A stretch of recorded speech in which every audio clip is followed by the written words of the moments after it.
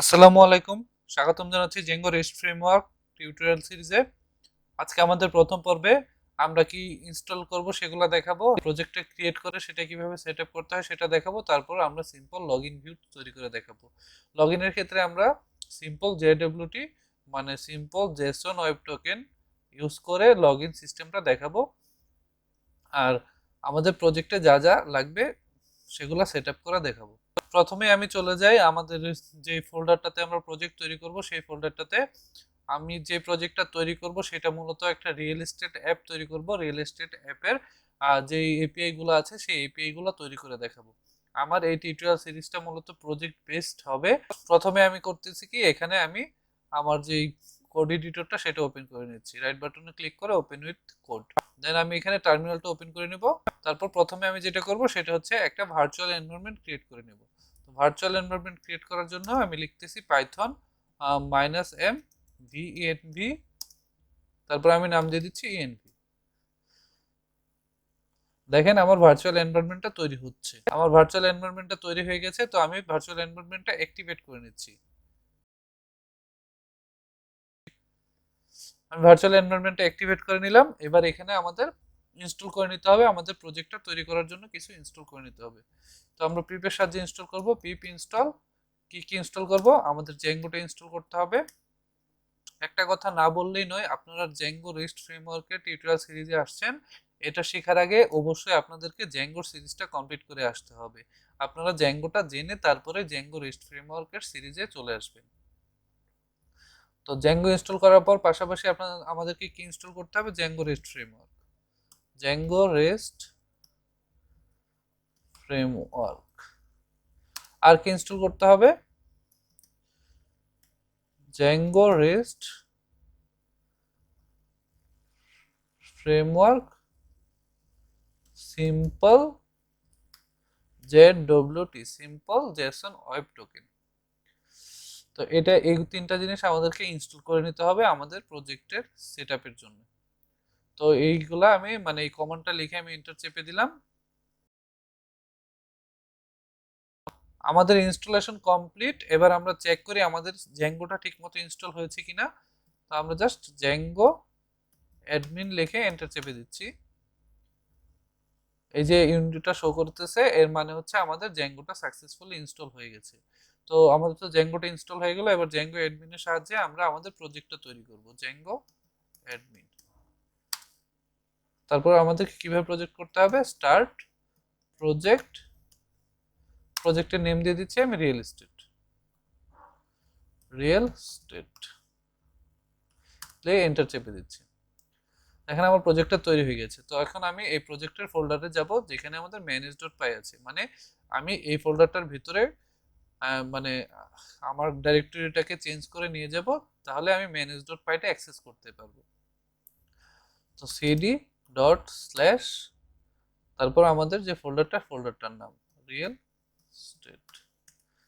তো real estate ফোল্ডারে চলে এসেছি। এবার দেখি আমাদের প্রজেক্টটা রান হয় কিনা। পাইথন ম্যানেজ ডট পাই রান সার্ভার। দেখেন প্রজেক্টটা সাকসেসফুলি রান হয়ে গেছে। এখন আমাদেরকে যেটা করতে হবে, সেটিংস ডট পাই আমাদের যে জ্যাঙ্গো রেস্ট ফ্রেমওয়ার্ক যে অ্যাপটা, জ্যাঙ্গো রেস্ট ফ্রেমওয়ার্ক অ্যাপটা অ্যাড করে দিতে হবে। তো ইনস্টল অ্যাপ যেখানে আছে সেইখানে আমাদেরকে এখানে অ্যাড করে দিতে হবে রেস্ট আন্ডারস্কোর ফ্রেমওয়ার্ক। আমি রেস্ট ফ্রেমওয়ার্ক বানানটা ভুল করেছি, দ্যাটস ওয়াই এই এররটা আসছে। এটা দেখেন ফ্রেমওয়ার্ক হবে। এবার সেভ করে নিচ্ছি, এররটা চলে যাবে। আচ্ছা যাই হোক, সার্ভারটা যখন আমি রান করব তখন দেখাবে এররটা আর নাই।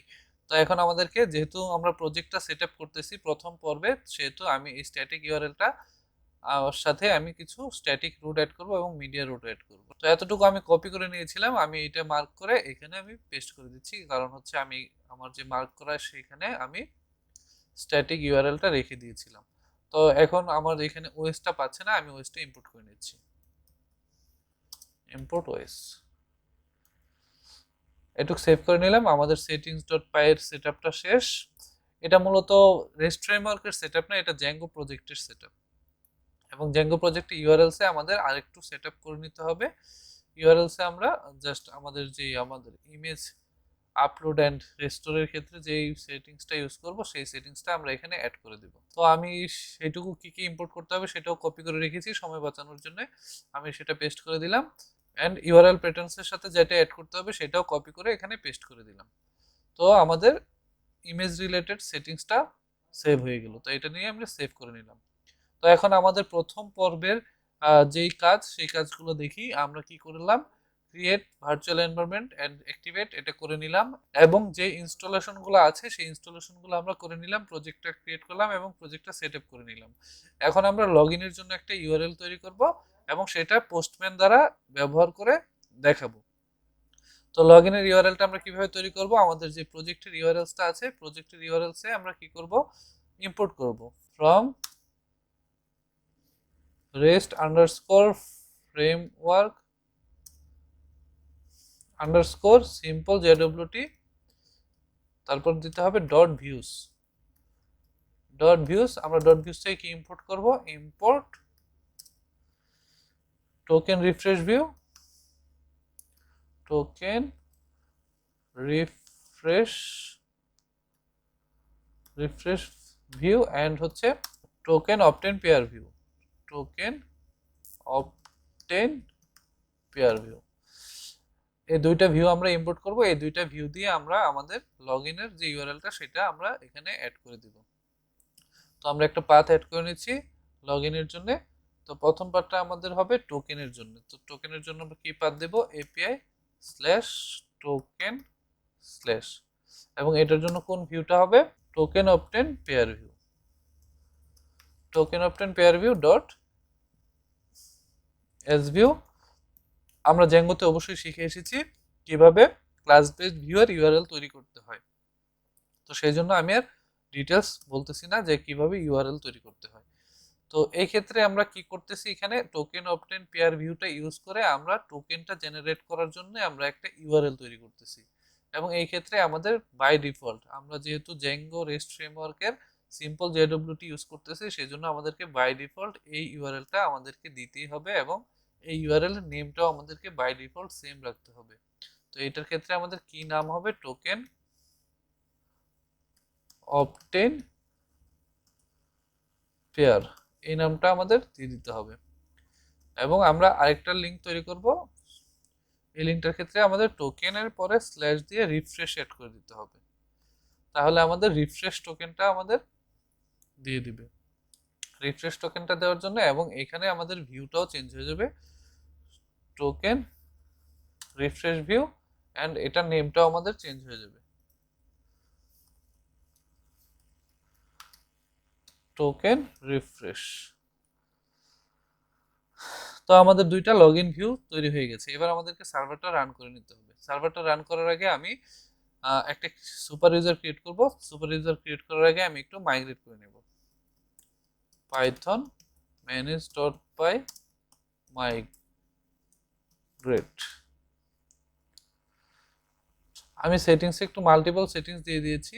আমি এই স্ট্যাটিক ফাইল রিডস এটা কেটে দিচ্ছি, এটা আমাদের লাগবে না। এবার আমি মাইগ্রেটটা করি, দেখি আমাদের হিরোটা কেটে যায় কিনা। দেখেন এবার মাইগ্রেটটা হয়ে গেছে। তো মাইগ্রেটটা হয়ে গেলে এবার আমরা একটা সুপার ইউজার ক্রিয়েট করব। পাইথন